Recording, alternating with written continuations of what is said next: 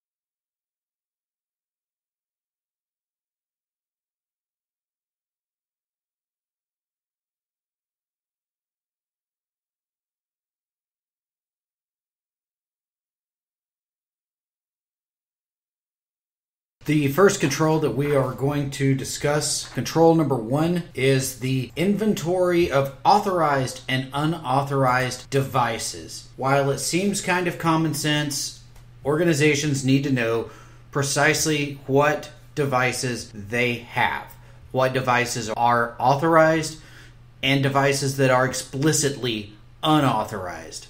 For example, using a personal phone as a USB device on a computer that constitutes a secondary device and that is against some organization's policy. Therefore, it is a unauthorized device, if you will. With regards to this, how you implement the control would be you need to deploy an automated asset inventory discovery tool.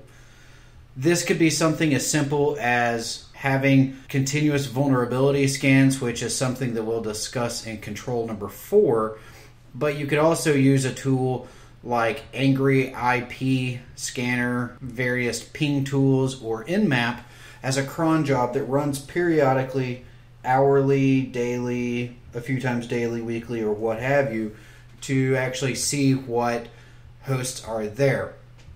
The problem that comes with this is that someone actually has to look at the results and compare it to something. That's the hard part. Having the tools that do it is great, but it does absolutely nothing if you don't analyze it. It's very easy. It doesn't take much time. If you're using Linux, you can very easily run a diff between two files and see exactly what has changed. Not a problem at all. The second way, DHCP, you have a log with it. Enable a logging, which you should have logging enabled on everything anyway. In doing so, then you're going to better understand what systems have connected to your DHCP server. DHCP being Dynamic Host Configuration Protocol. It will assign IP addresses to your systems. Number 3, ensure that all equipment acquisitions automatically update the inventory system. This depends on the size of your organization. If you're a very small organization, you may only have 3 people, and the person who purchases the inventory may also be the person who does scanning for new devices or what have you. You should always maintain an asset inventory of all systems, including printers, computers, servers, networking devices, At a minimum, you should have the network address, machine name, purpose of the system, asset owner, who it's assigned to. It would also be good to have your MAC addresses as well. Next would be use network level authentication. This would limit and control which devices can connect to the network. It's just a good practice, and you can also use it to inventory the data as well. Using network access control to monitor these systems if attacks occur. You can basically put the untrusted system in a different LAN and they may have less access. And then you can also use client certificates such as public key infrastructure, assigning certificates to the clients so that they actually have something to authenticate to, and it shows the level of trust that you have in the actual infrastructure. Here is how advanced persistent security can help you implement control number 1. First and foremost, of course, we can help you write the policy that's going to govern this. Furthermore, we can provide you the advice and in some cases even the tools, specifically the open source tools, and provide a little bit of information on how to use them so that you can have everything in place. We can help you script things like a cron job that runs Nmap or another ping tool across your network, and even help you with getting the diff command and its operation down pat for your employees to use this. We can help you get port security up and running.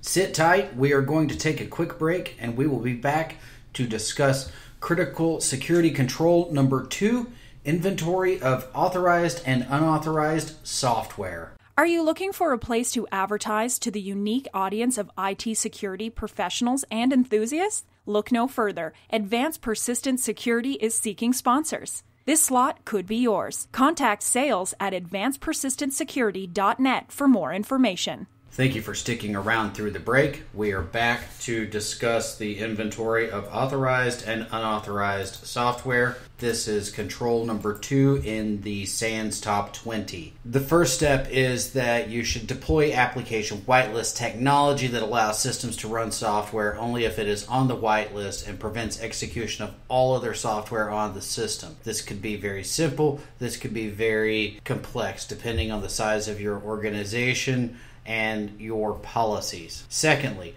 you devise a list of authorized software and what version is required for each system, including servers, workstations, etc.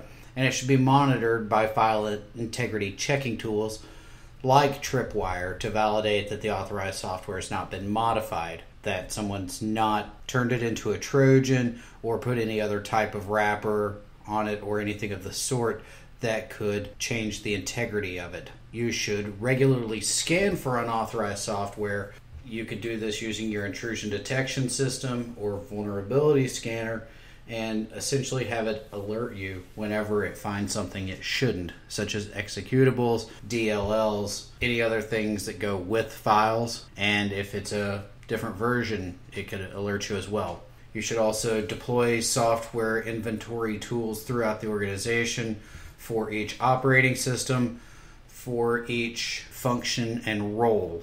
For example, if you worked in a media environment, your tech team and your media team don't necessarily need the same software. I would not want someone whose whole job is to write stories to pitch to the news running something like, say, MySQL, or I wouldn't even want a database administrator running Metasploit. That should only be security personnel. Typically with security tools like Metasploit and other tools that could actually be used to perpetrate attacks, those are typically put on laptops and only put on the network when actively in use. The same would exist for, say, Kali Linux. The software inventory should be integrated with the hardware asset inventory so that you have the association between which hardware requires which software and so forth and so on. Dangerous file types such as executable zip files and whatnot should be monitored and blocked depending on what you're trying to do. You should use virtual machines and or air-gapped systems. This is a direct quote from the SANS Top 20 to isolate and run applications required for business based on higher risk. If it's something that doesn't require the network, don't put it on the network. Use a virtual machine and isolate it, or put it on a standalone workstation that is not on the network, which poses another challenging issue because you're going to have to update that machine at some point as well. Finally, deploy software that only provides signed software ID tags. It would be an XML file that's installed alongside the software and identifies the software, and it would help your inventory and asset manager. How can advanced persistent security help you implement control number 2, inventory of authorized and unauthorized software? Simply put, we can help you develop a policy for your software and how it is assigned to what workstations or servers it becomes installed upon. Furthermore, we can help you find repositories that would actually provide you integrity information and reputation data about the software you are using. Please sit tight as we take another break, and we will be back to discuss control number 3, secure configurations for hardware and software on mobile devices, laptops, workstations, and servers. Are you subscribed to this podcast? If not, please do so on iTunes and at advancedpersistentsecurity.net/podcast. Thank you for sticking around through the break. We will now cover control number 3, secure configurations for hardware and software on mobile devices, laptops, workstations, and servers. First and foremost, the first 3 are listed as quick wins and also in the first 5, meaning they are the first 5 controls you should actually implement. To kick it off, number 3-1. Establish and ensure the use of a standard secure configuration for your operating system. The standard images should represent hardened versions of the operating system, and you take unnecessary accounts, service accounts, rename administrator accounts, create other administrators, whatever.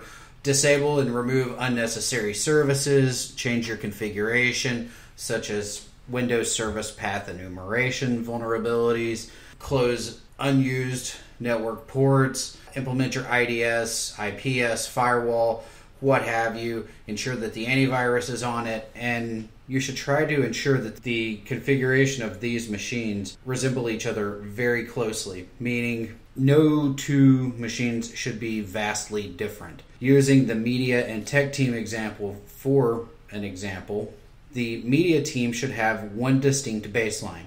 They should all have the same software, the same configuration, the same capabilities. A user should be able to log in on one machine and have the identical experience that they have on the machine next to it. In an ideal scenario, everyone uses the same model of machine, so the drivers are the same and it's easier to create a standard image. Moving forward, 3-2 implements automated patching tools and processes. This could be something like Windows SCCM or WSUS, Windows Server Update Services, or a third-party solution such as SolarWinds or Landesk Patch Manager. This will keep everything up to date, and basically the administrators don't have to go what I call door to door so that they can get every machine updated. With creating a standard image, in doing so, basically you create a standard image every month, every quarter, or what have you, and then from that point forward, after the standard image is pushed, the only patches that you're having to push are those issued after the date that the image was created. Makes life a lot easier. The next one, limit administrative privileges to very few users who have the knowledge, skills, and ability. Furthermore, it doesn't matter if they have all 3. If it is not part of their job, they still don't need administrative privileges. If you have a couple of non-technical users that have a special system that may need them to administratively do something or have a process on it, that's fine. Run it through management, and if they approve it, then just create them a local admin account. They should not have domain admin privileges. Next, follow configuration management policies if you have them. If you don't, create a policy for configuration management.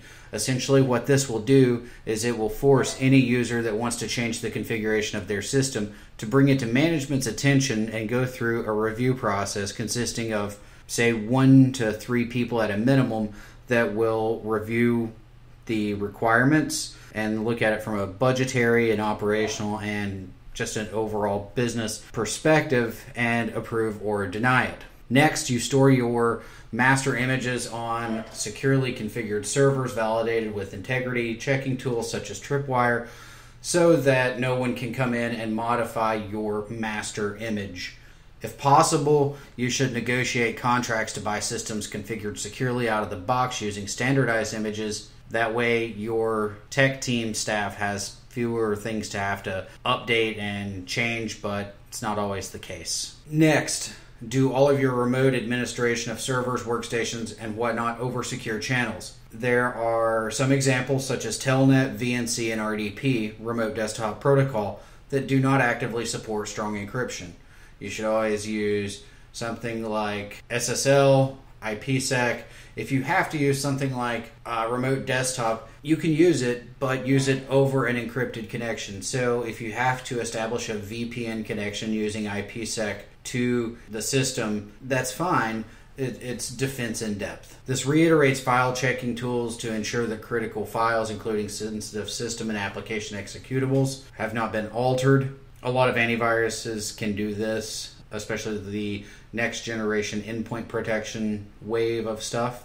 Next, you should implement and test an automated configuration monitoring system. The federal government is using what is called SCAP, Secure Content Automation Protocol.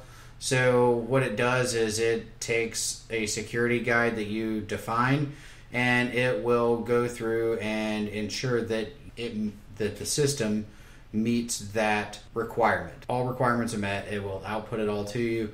It can tell you new ports that have been opened, new administrative users, changes to group and local policy, and any new services. The final part is deploy system configuration management tools such as Active Directory Group Policy Objects, GPO, on Microsoft systems, or Puppet on Unix systems that will enforce and redeploy configuration settings at regular intervals. That is quite possibly the easiest way to deploy any security guide.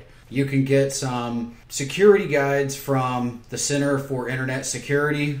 I will post the link to it there. NIST also has a checklist. Department of Defense has theirs through DISA, but you have to have DoD credentials to get many of them. They are there.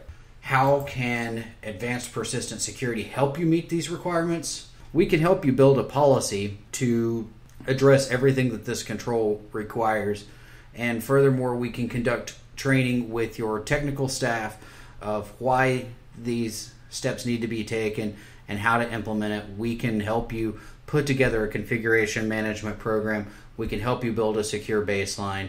And we can also conduct training with your users in the form of security awareness training that will help stress to them why everything within the policy is the way it is. We can also help you choose the right baseline and develop a process that you can actually make exceptions to the baseline to meet your business needs. Sit tight. We're going to our final break and we will be back to discuss continuous vulnerability assessment and remediation. Don't forget to check out our blog at advancedpersistentsecurity.net/blog. Follow us on Twitter at ADVPersistentSEC and follow us on Facebook at facebook.com/advancedpersistentsecurity. Thanks for sticking around through the break. We are covering the final topic of this podcast, which is continuous vulnerability assessment and remediation. This is near and dear to my heart. So to kick it off, we have one of the first 5, Control 4-1, run automated vulnerability scanning tools against all systems on the network on a weekly or more frequent basis, and deliver prioritized list of the most critical vulnerability to each system administrator, along with any risk scores that may be assigned. Furthermore, use a SCAP-validated vulnerability scanner that looks at code-based vulnerabilities and configuration-based vulnerabilities. This ties into control number 3 in terms of how you can better assess your security configuration baseline. For example, I have quite a bit of experience with Nessus, Security Center, and all of the Tenable products, and you can actually load the SCAP audits into Security Center and Nessus, and it will actually conduct the audit for you and put the results into the same place as the regular vulnerabilities, such as outdated versions of Flash, Shockwave Player Java, etc. Next, correlate event logs with information from vulnerability scans to fulfill two goals. Going back to the Tenable scenario, Tenable also has a log correlation engine and a passive vulnerability scanner. So basically, you're allowed to look at passive, active, and log-based vulnerabilities in one single location, and you can actually correlate the two.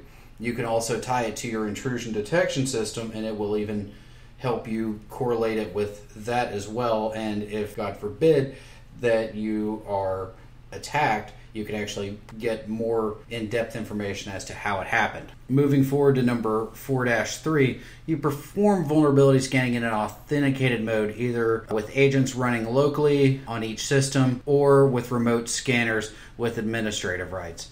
The remote scanners are probably the most ideal if you have a network of that size and if you are capable of using the administrative privileges. Another thing that you need to take into account is you will have to make some configuration changes to the machines to allow things like the remote registry service to run. Next, you should subscribe to vulnerability intelligence services in order to stay aware of emerging exposures. With that, almost any vulnerability scanner is going to have that. Tenable has it, they update it daily. And then you should also be proactive in reading what's going on at a site like advancedpersistentsecurity.net. You should deploy the automated patch management tools, which ties into number 3, using WSUS, Patch Manager, or SolarWinds. You should also look at the logs, which can be accomplished using a myriad of tools, Log Correlation Engine, Splunk, and at Advanced Persistent Security, we are also working on a tool that will accomplish this, but I'm not at liberty to give more details in regards to that. Number 4-7 is compare the results from back-to-back scans to verify that vulnerabilities were addressed. That is basically what I call a remediation scan or a validation scan, and it allows you to determine if what you believe the fix to be actually solved the problem from their perspective. In some cases, you may get false positives.